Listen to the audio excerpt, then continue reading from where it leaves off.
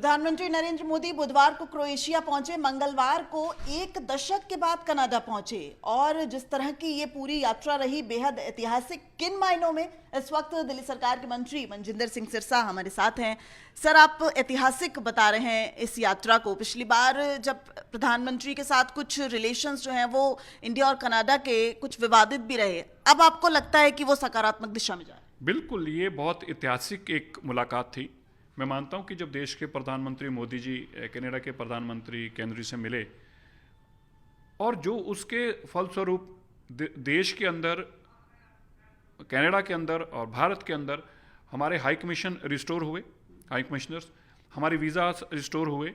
और बड़ी बात यह है कि ये बात कनाडा ने माना कि हमारी प्रभुसत्ता है, हमारे कोई इश्यूज हैं उनके अंदर, उनकी किसी भी तरीके की उनकी तरफ से प्रतिक्रिया नहीं आनी चाहिए।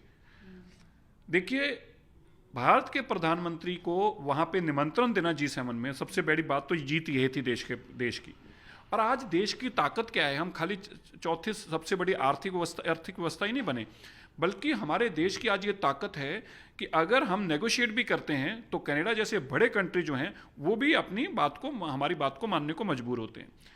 और मैं मानता हूँ कि इसमें जो देश के प्रधानमंत्री का विजन था कंट्री फर्स्ट का, उन्होंने देश के लोगों की चिंता की अपनी पॉलिटिकल कोई भी सोच से आगे बढ़कर, और उसी के चलते आज कनाडा में रह रहे भारतीयों के लिए एक बहुत बड़ी सुखद खबर है ये, और इसी तरह भारत में रह रहे लोगों के लिए और दुनिया भर के लिए। और संदेश जो गया है कि कनाडा को भी इन बातों पे मानना पड़ा।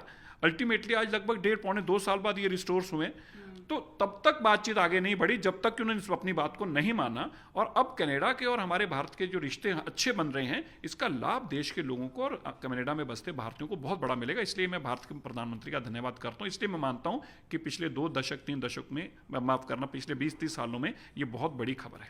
द्विपक्षीय संबंधों को मजबूती मिलेगी जाहिर तौर पर। सर, थोड़ा सा राजनीति की तरफ अगर मैं आऊं तो संजय सिंह मंगलवार को बिहार पहुंचते हैं और कहते हैं 243 सीटों पर आम आदमी पार्टी चुनाव लड़ेगी।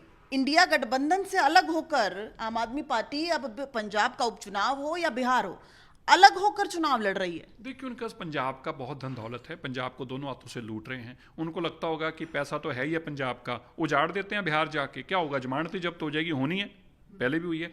लेकिन उनको लगता है कि जब इतना पैसा पंजाब से मिल ही रहा है तो उसका कोई तो सार्थक किसी लगाने की कोशिश करें और अपना प्रचार बनाएं, अपनी लीडरशिप खड़ी करें।